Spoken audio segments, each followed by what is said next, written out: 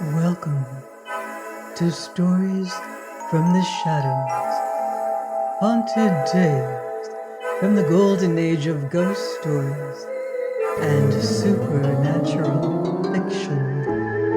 I'm Mordell, reading Brood of the Witch Queen by Sax Rohmer, Chapter 24, Flowering of the Lotus. Dr. Cairn led the way into the library. Switching on the reading lamp upon the large table, his son stood just within the doorway, his arms folded and his chin upon his breast. The doctor sat down at the table, watching the other. Suddenly, Robert spoke. "Is it possible, sir? Is it possible?" His voice was barely audible. "That her illness can, in any way, be due to the orchids?" Dr. Cairn frowned thoughtfully. "What do you mean exactly?" he asked. "Orchids are mysterious things. They come from places where there are strange and dreadful diseases. Is it not possible that they may convey some sort of contagion?" concluded Dr. Cairn. "It is a point that I have seen raised, certainly, but nothing of the sort has ever been established. I have heard something tonight, though, which—" "What have you heard, sir?" asked his son eagerly, stepping forward to the table. "Never mind at the moment, Rob. Let me think." He rested his elbow upon the table and his chin in his hand. His professional instincts had told him that unless something could be done, something which the highest medical skill in London had thus far been unable to devise, Myra Duquesne had but 4 hours to live. Somewhere in his mind a memory lurked, evasive, taunting him. This wild suggestion of his son's that the girl's illness might be due in some way to her contact with the orchids was in part responsible for this confused memory, but it seemed to be associated, too, with the story of Crombie the gardener, and with Antony Ferreira. He felt that somewhere in the darkness surrounding him there was a speck of light, if he could but turn in the right direction to see it. So whilst Robert Cairn walked restlessly about the big room, the doctor sat with his chin resting in the palm of his hand, seeking to concentrate his mind upon that vague memory which defied him, whilst the hand of the library clock crept from 12 towards 1, whilst he knew that the faint life in Myra Duquesne was slowly ebbing away in response to some mysterious condition utterly outside his own experience. Distant clocks chimed 1. 3 hours only. Robert Cairn began to beat his fist into the palm of his left hand convulsively. Yet his father did not stir, but sat there, a black shadowed wrinkle between his brows. "By God!" The doctor sprang to his feet and with feverish haste began to fumble amongst a bunch of keys. "What is it, sir? What is it?" The doctor unlocked the drawer of the big table and drew out a thick manuscript written in small and exquisitely neat characters. He placed it under the lamp and rapidly began to turn the pages. "It is hope, Rob," he said with quiet self-possession. Robert Cairn came round the table and leant over his father's shoulder. "Sir Michael Ferreira's writing." "His unpublished book, Rob. We were to have completed it together, but death claimed him. And in view of the contents, I, perhaps superstitiously, decided to suppress it." "Ah!" He placed the point of his finger upon a carefully drawn sketch, designed to illustrate the text. It was evidently a careful copy from the ancient Egyptian. It represented a row of priestesses, each having her hair plaited in a thick queue, standing before a priest armed with a pair of scissors. In the center of the drawing was an altar, upon which stood vases of flowers, and upon the right ranked a row of mummies, corresponding in number with the priestesses upon the left. "By God!" repeated Dr. Cairn. "We were both wrong. We were both wrong." "What do you mean, sir? For heaven's sake, what do you mean?" "This drawing," replied Dr. Cairn, "was copied from the wall of a certain tomb, now reclosed. Since we knew that the tomb was that of one of the greatest wizards who ever lived in Egypt, we knew also that the inscription had some magical significance. We knew that the flowers represented here were a species of the extinct sacred lotus. All our researches did not avail us to discover for what purpose or by what means these flowers were cultivated, nor could we determine the meaning of the cutting off," he ran his fingers over the sketch, "of the priestess's hair by the high priest of the goddess." "What goddess, sir?" "A goddess, Rob, of which Egyptology knows nothing. A mystical religion, the existence of which has been vaguely suspected by a living French savant. But this is no time." Dr. Cairn closed the manuscript, replaced it, and relocked the drawer. He glanced at the clock. "1:15, he said. "Come, Rob." Without hesitation, his son followed him from the house. The car was waiting, and shortly they were speeding through the deserted streets, back to the house where death, in a strange guise, was beckoning to Myra de Quesnay. As the car started, "Do you know," asked Dr. Cairn, "if Saunderson has brought any orchids? Quite recently, I mean." "Yes," replied his son dully. "He bought a small parcel only a fortnight ago." "A fortnight?" cried Dr. Cairn excitedly. "You're sure of that? You mean that the purchase was made since Ferreira ceased to visit the house? Yes." "Why, it must have been the very day after." Dr. Cairn clearly was laboring under tremendous excitement. "Where did he buy these orchids?" he asked evenly. "From someone who came to the house, someone he had never dealt with before." The doctor, his hands resting upon his knees, was rapidly drumming with his fingers. "And did he cultivate them?"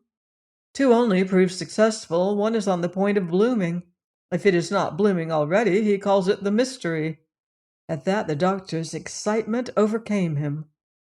Suddenly, leaning out of the window, he shouted to the chauffeur, "Quicker, quicker! Never mind Russ. Keep on top speed." "What is it, sir?" cried his son. "Heavens, what is it?" "Did you say that it might have bloomed, Rob?" "Myra," Robert Cairn swallowed noisily, "told me 3 days ago that it was expected to bloom before the end of the week." "What is it like?" "A thing 4 feet high with huge egg-shaped buds." "Merciful God, grant that we are in time," whispered Dr. Cairn. "I could believe once more in the justice of heaven.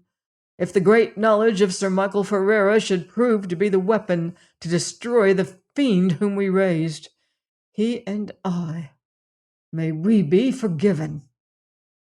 Robert Cairn's excitement was dreadful. "Can you tell me nothing?" he cried. "What do you hope? What do you fear?" "Don't ask me, Bob," replied his father. "You will know within 5 minutes." The car indeed was leaping along the dark suburban roads at a speed little below that of an express train. Corners the chauffeur negotiated in racing fashion, so that at times 2 wheels thrashed the empty air, and once or twice the big car swung around as upon a pivot, only to recover again in response to the skilled tactics of the driver. They roared down the sloping narrow lane to the gate of Mr. Saunderson's house with a noise like the coming of a great storm, and were nearly hurled from their seats when the brakes were applied and the car brought to a standstill. Dr. Cairn leapt out, pushed open the gate, ran up to the house, his son closely following. There was a light in the hall, and Miss Saunderson, who had expected them and had heard their stormy approach, already held the door open in the hall. "Wait here 1 moment," said Dr. Cairn. Ignoring Saunderson, who had come out from the library, he ran upstairs. A minute later, his face very pale, he came running down again. "She is worse?" began Saunderson, but give me the key of the orchid house, said Dr. Cairn tersely. Orchid house? Don't hesitate, don't waste a second. Give me the key. Saunderson's expression showed that he thought Dr. Cairn to be mad, but nevertheless he plunged his hand into his pocket and pulled out a key ring. Dr. Cairn snatched it in a flash. Which key? He snapped. The Chubb, but follow me, Rob. Down the hall he raced, his son beside him, and Mr. Saunderson following more slowly. Out into the garden he went and over the lawn towards the shrubbery. The orchid houses lay in dense shadow, but the doctor almost threw himself against the door. Strike a match, he panted, then, never mind, I have it. The door flew open with a bang. A sickly perfume swept out to them. Matches, matches, Rob! This way. They went stumbling in. Robert Cairn took out a box of matches and struck one. His father was further along in the center building. Your knife, boy, quick, quick!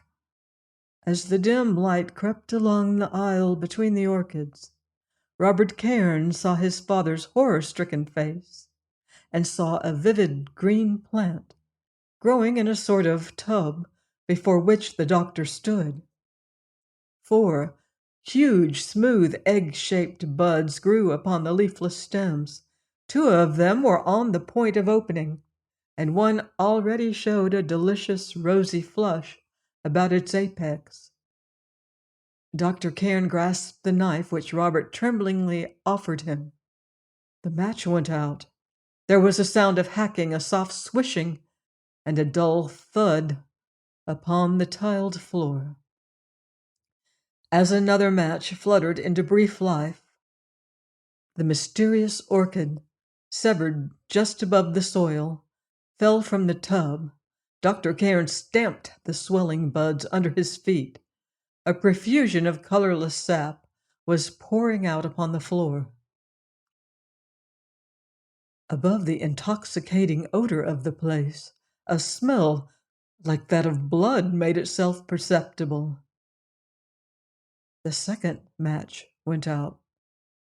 Another. Dr. Cairn's voice rose barely above a whisper. With fingers quivering, Robert Cairn managed to light a third match. His father from the second tub tore out a smaller plant and ground its soft tentacles beneath his feet.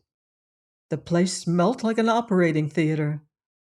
The doctor swayed dizzily as the third match became extinguished, clutching at his son for support. Her life was in it, boy, he whispered. She would have died in the hour that it bloomed. The priestesses were consecrated to this. Let me get into the air. Mr. Saunderson, silent with amazement, met them. Don't speak, said Dr. Cairn to him. Look at the dead stems of your mystery. You will find a thread of bright hair in the heart of each. Dr. Cairn opened the door of the sick room and beckoned to his son, who, haggard, trembling, waited upon the landing. Come in, boy, he said softly, and thank God. Robert Cairn on tiptoe entered. Myra de Quesnay, pathetically pale, but with that dreadful ominous shadow gone from her face, turned her wistful eyes towards the door, and their wistfulness became gladness. Rob, she sighed, and stretched out her arms. Join me next time on Stories from the Shadows for more dark magical dangers in Brood of the Witch Queen by Sax Rohmer. Until then, I wouldn't blame you if you leave the lights on.